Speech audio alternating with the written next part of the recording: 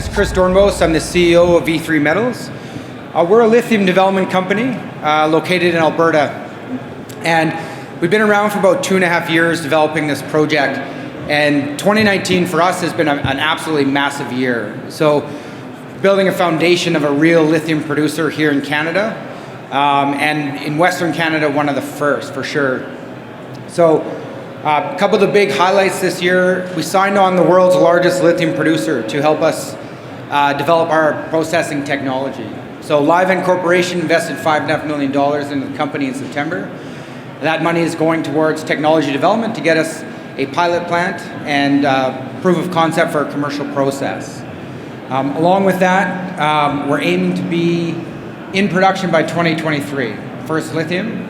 And we hold the 8th largest resource in the world. So when you put those three things together, it sets us apart from a lot of the other lithium producers on the stage today. A little bit about the company. So I founded this company in 2016, took it public in 2017. We've got a great staff of professionals. Liz on the geology, worked for Synovus for 15 years. Rowan is the manager for the lithium process. She was the formerly Chief Technology Officer for Desert Lion, which recently got sold. That's how we got her. The advisory board, supported by some really great people. Dr. Sean Priso works for BASF. They make some of the world's best cathode material. Wayne Monnery is a chemical engineer in Calgary looking at fluid flow, which is really important to us. And Mike Dixon on the membrane side. So covering all aspects of the technical development of this project, which is really where the company's at today. I'll only touch briefly on the lithium market.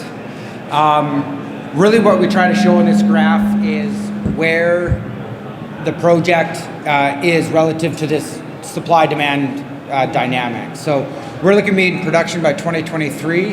That's just on the back end of a real growth in the lithium market. And if you look at the supply-demand fundamentals right now, recent announcement by SQM, their expansion curtailed by a court case, and the Chilean government's going to have a huge ripple impact on supply coming in the market.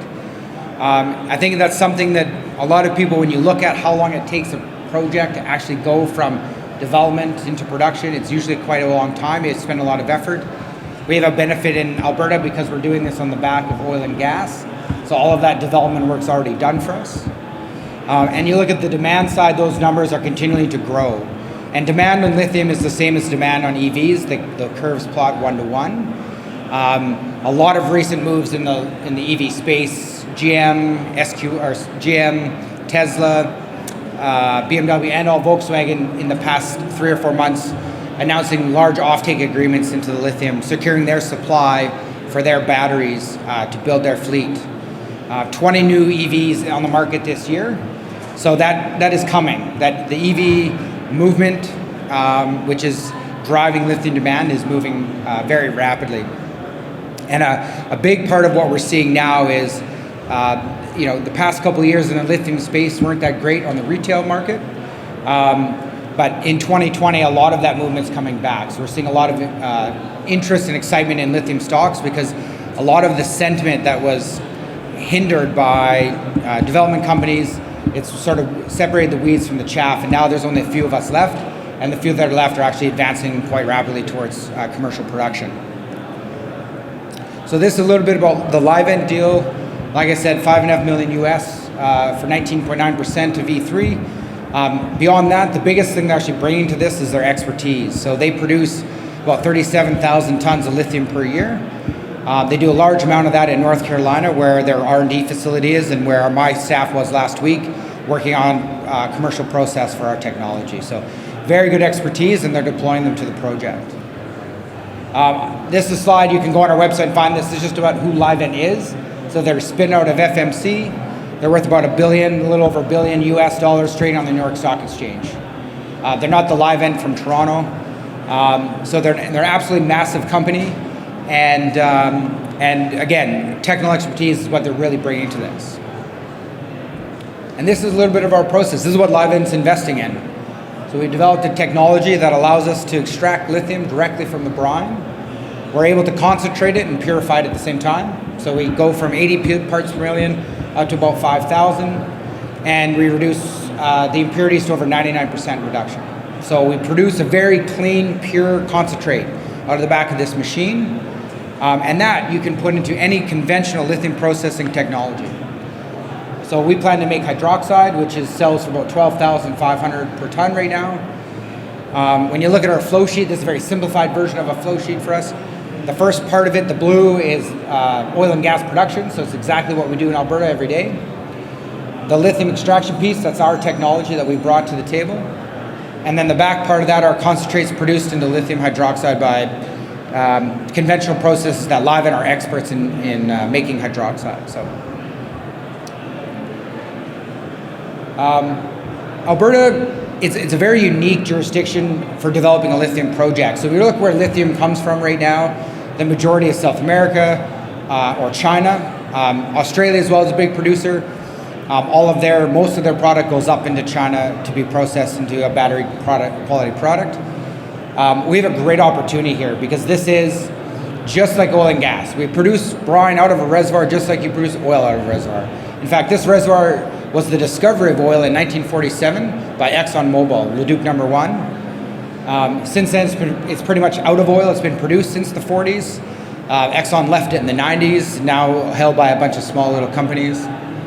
So we permit just like an oil and gas company. We develop just like an oil and gas company. Same expertise, same professionals getting this off the ground. So doing this in Alberta is going to be very simple for the company.